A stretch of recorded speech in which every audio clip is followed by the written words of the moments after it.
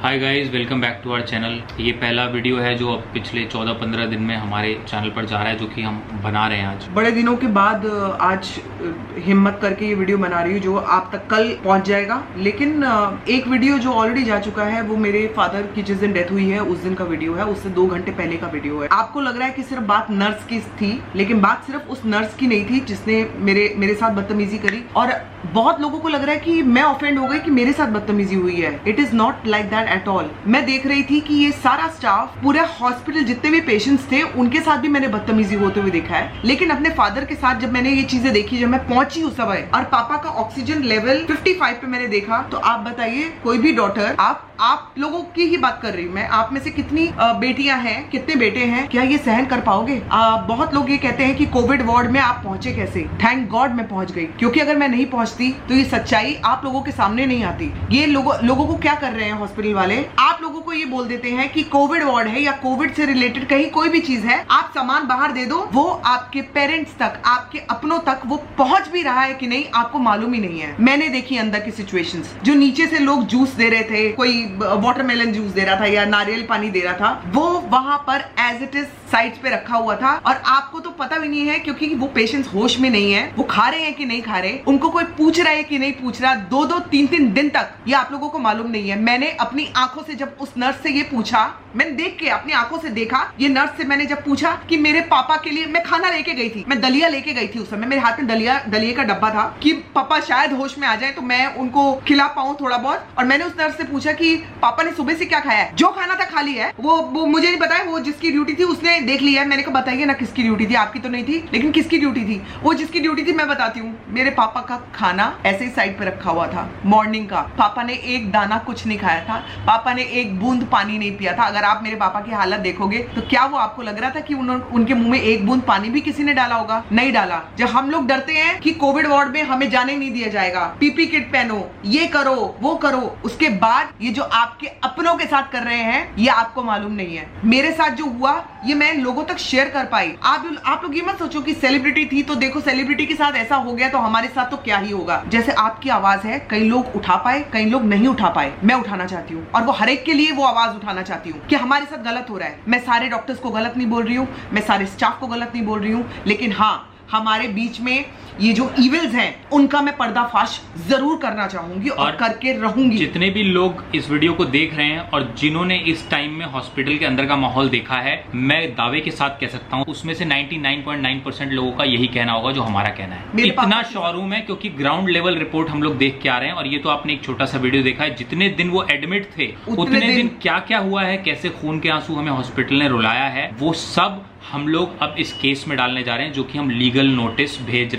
चुके हैं Jaipur golden hospital को। मेरे पापा चलते हुए इस हॉस्पिटल में गए हैं और उनकी बॉडी इस हॉस्पिटल से निकली है। संभावना को जितना रोना था वो रो चुकी है, अब वो बहुत स्ट्रांग हो गई है, अब वो इस चीज को छोड़ना नहीं चाहती है, हम दोनों नहीं छोड़ना चाहते हैं। और हम इस चीज को स्ट्रांगली जितनी आगे तक ले जाके लड़ सकते हैं उतनी आगे तक लड़ेंगे, क्योंकि अब ये लीगल हो चुकी है बात। तो हमसे कई लोग सवाल पूछ रहे हैं कि अगर वहां ये हुआ तो आपने ये क्यों नहीं किया, वो हुआ तो वो क्यों नहीं किया। उन सब बातों के जवाब हमारे पास हैं, लेकिन क्योंकि ये पॉइंट अब लीगल हो गया है तो हम हर चीज रिवील नहीं कर सकते, क्योंकि उससे आपके केस पे असर पड़ता है। जो हॉस्पिटल है उन्हें बहुत सारे बहाने मिल जाते हैं, तो हम किसी को कोई एक्सक्यूज नहीं देना चाहते। अगर आपको मेरे ब्लॉग्स के जरिए पता है, एक ब्लॉग जो लास्ट टू लास्ट मैंने बनाया था उसमें मैंने आपको बताया भी था कि आज मैं बड़ा हैप्पी हूँ क्योंकि मेरे पापा बेटर हो रहे हैं, ठीक हो रहे हैं। फिर अचानक हॉस्पिटल ने ऐसा क्या नेग्लिजेंस किया कि वो ऐसे धीरे धीरे नीचे जाते गए और विद इन 1 डे वो चले गए। विद इन 1 डे, हमें एक दिन का भी टाइम नहीं मिला। जब मुझसे लास्ट मोमेंट पे डॉक्टर्स ने बात करी ना कि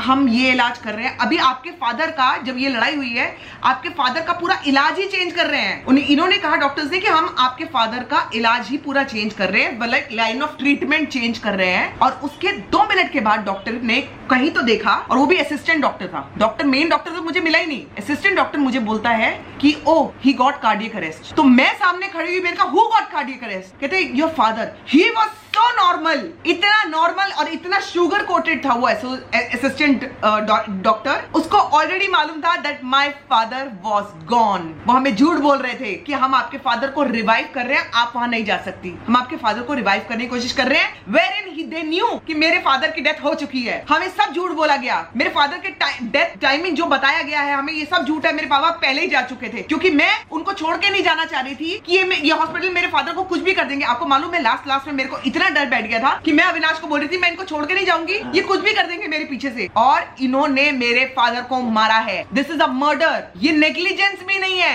ये मर्डर है। ये लिटरली लोगों का गला घोट दे रहे हैं। हमको मालूम नहीं ऑक्सीजन कब निकाल दे रहे हैं। मेरे फादर को जो ऑक्सीजन जा रहा था वो कौन सा जा रहा था, वो बलून वाला ऑक्सीजन, वो तो सिर्फ पेशेंट्स को जब शिफ्ट कर रहे होते हैं इधर से उधर वार्ड में तब जाता है। एंड बाय द वे एक और चीज बता दूं लोगों को, अगर थोड़ी भी और कुछ कंफ्यूजन है, वो आईसीयू भी नहीं था। मेरे फादर को आईसीयू भी नहीं दिया हुआ था। उन्होंने कहा कि हमने इसको आईसीयू जैसा बना दिया है फिलहाल रूम को, लेकिन फादर की पूरी केयर होगी। एक बंदा अंदर नहीं जाता था पापा के लिए। आईसीयू वार्ड सामने वाला था। अगर आपने मेरे वीडियो में देखा होगा, जहां पर मैं उस नर्स को ढूंढने जा रही थी, आईसीयू वार्ड वहां था। ये वाला आईसीयू वार्ड ही नहीं था। ये मेरे को कहते रहे आपके फादर को आईसीयू ट्रीटमेंट मिल रहा है, ये मिल रहा है, कुछ नहीं मिल रहा। और एक चीज और बताती हूँ, हॉस्पिटल में एडमिशन के टाइम पे हमें ये बोला गया कि कोई भी बेड नहीं है। मैं सोशल मीडिया पे मैंने बहुत हाथ जोड़ के सबको बोला कि मेरे फादर को बेड नहीं मिल रहा है। अब आपको एक और चीज बताती हूँ, आपको बहुत हैरान करने वाली चीज बता रही हूँ। मेरे भाई ने वहां से वीडियो कॉल करके मुझे दिखाया कि जिस बेड पे पापा को, जिस रूम में पापा को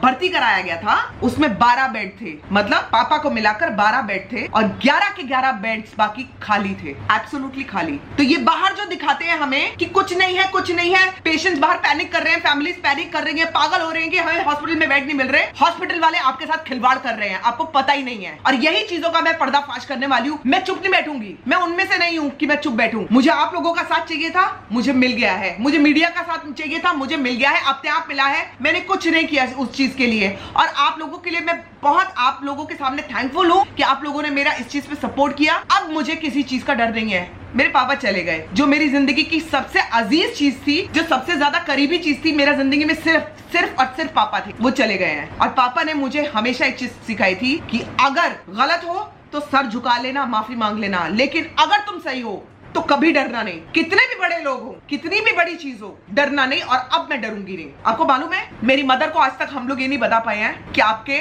हस्बैंड जा चुके हैं। हमारे फादर नहीं रहे। मेरी मम्मी स्ट्रोक पेशेंट है। वो ढूंढती है ऐसे पापा को, ऐसे करके ढूंढती है, फिर वो रोती है। उनके रोने का समझ नहीं आ रहा हम लोग क्या करें। आप एक बार सोच सकते हो, वो फैमिली सोच सकती है जिसके फैमिली में एक स्ट्रोक पेशेंट है। मेरी मम्मी को 3 स्ट्रोक्स आ चुके हैं और मेरी मम्मी के सामने सारी हमारी चीजें हमने की हैं पापा के लिए, पूजा वगैरह सारी की है, चौथा किया है, लेकिन मम्मी को हम रूम से बाहर नहीं लाए। मम्मी को आज तक नहीं बताया भाइयों ने, क्योंकि अगर वो पूजा होते हुए देख लेंगी तो उनका और भी ज्यादा ब्रेक डाउन हो जाएगा। हमको पता नहीं कि उनको क्या हो सकता है। और ये तो हम आपको अपनी फैमिली की बात बता रहे हैं। आपको जरूर पता होगा कि कई फैमिली जिन्होंने अपनी पूरी फैमिली के 4-4, 5-5 मेंबर गंवा दिए, उनके साथ क्या हो रहा होगा, उनके साथ क्या हो रहा होगा। मैं अब उनकी आवाज बनूंगी। मैं हर उन लोगों की आवाज बनूंगी जिनके साथ गलत हो रहा है। मैं ये नहीं कहती हूँ कि सारे डॉक्टर्स गलत हैं, बट सारे डॉक्टर्स गॉड हैं, ये भी गलत है। सारी नर्सेस हमें अच्छा ट्रीट कर रही हैं, ये भी गलत है। जो हमारे साथ हुआ है हम आपको सामने आकर बता रहे हैं। और अब मैं सब लोगों की आवाज बन के खड़ी हूँ। मैं किसी को छोड़ूंगी नहीं। जो गलत है मैं बताऊंगी, जितना गलत है मैं बताऊंगी। मैंने हमेशा सच बोलने का साथ दिया है, सच्चाई का साथ दिया है, और अब मैं पीछे नहीं हटूंगी। और हॉस्पिटल में जब हमें बताया गया कि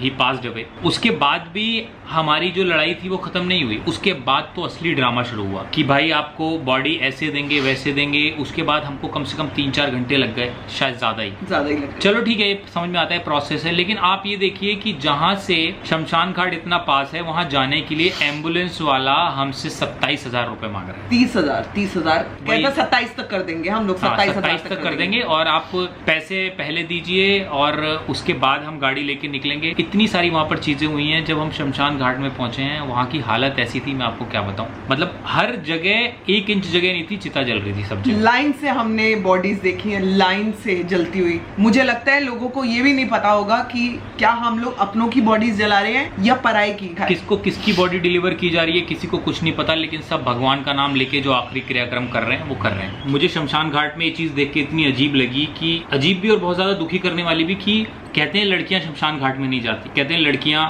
हाथ नहीं लगाती किसी चीज को वहां पर। लेकिन जहां पर हैं ही 4 लोग, वहां क्या किया जाए आप ये मुझे बताओ। उस लड़की के लिए कितना डिफिकल्ट रहा होगा कि वो अपने पापा के उसके लिए लकड़ियां दे रही है, क्योंकि वहां लोग इतने कम है, दे भी रही है, रो भी रही है, पास भी कर रही है, और वो ये सब अपने सामने देख रही है और शमशान में है जहां उसे नहीं होना चाहिए। और मतलब ये सारी बातें मैं आपको बता रहा हूं तो मेरा दुख उतना ही हो जा रहा है जितना वहां पर था। और मैं वहां बगल में खड़ा था, मैं देख रहा था कि भगवान ऐसा दिन कभी किसी को ना दिखाए। और मैं आपको एक बात कह रहा हूं, अगर आप लोग अभी भी आपका कोई रिश्तेदार कोई कुछ किसी हॉस्पिटल में एडमिट है, हमने ये चीज करने में थोड़ी सी देर कर दी, या हमें उस वक्त जब हम उस मोमेंट में होते तो हमको समझ में नहीं आता कि क्या हो रहा है। लेकिन अगर आपके साथ कुछ ऐसा हो रहा है, आपके पास कोई वीडियो है, आपके पास कुछ वो है, तो वो आप हमें भेजिए, मैं जरूर उसको शेयर करूंगी। हम उस वीडियो को शेयर करेंगे। हो सकता है अगर पहले वो वीडियो डाल दिया जाए तो वो हॉस्पिटल थोड़ा सा सावधान हो जाए, डर जाए, और हो सकता है आपके घर वालों का ट्रीटमेंट अच्छे से हो सके। हमें 2 लोगों ने बहुत हेल्प किया वहाँ पे थ्रू आउट, जितना देर मैं हॉस्पिटल में रही। वो है प्रिया और ब्रिज, और इन लोगों का एहसान मैं कभी नहीं भूलूंगी। इन लोगों ने जो हमारे लिए किया, जितनी मदद करी,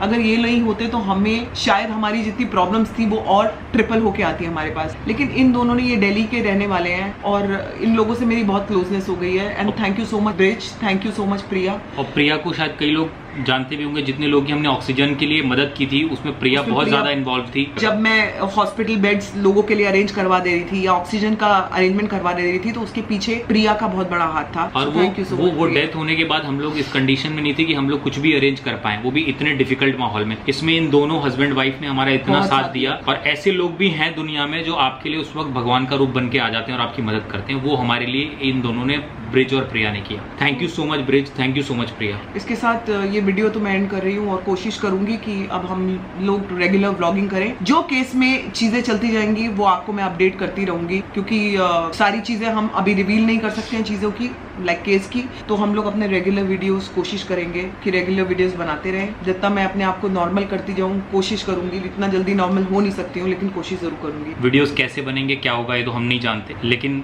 कहीं ना कहीं संभावना को, क्योंकि वो पूरा दिन इसी बारे में सोचती रहती है, इसी बारे में उसका दिमाग रहता है, मैं उसको इस चीज से थोड़ा बाहर निकालने की कोशिश कर रहा हूँ। तो मुझे उसको इन्वॉल्व करना जरूरी है चीजों में, चाहे वो व्लॉगिंग हो, चाहे वो एक्सरसाइज हो, चाहे कुछ भी हो। क्योंकि जैसे कहते हैं, जो होना था वो तो हो गया, जो भी हुआ गलत हुआ, लेकिन अब हमें अपनी लाइफ में नॉर्मली वापस आना है, क्योंकि अब हमें उनसे लड़ने के लिए भी एनर्जी चाहिए। और हम लोग कोशिश करेंगे कि कल से हम लोग अपने ब्लॉग्स ला सकें, और आप लोगों का साथ हमें चाहिए इस चीज के लिए, आप लोग का अप्रिसिएशन चाहिए, तभी शायद हम इस चीज को आगे बढ़ा सकेंगे। And thank you so much for supporting us.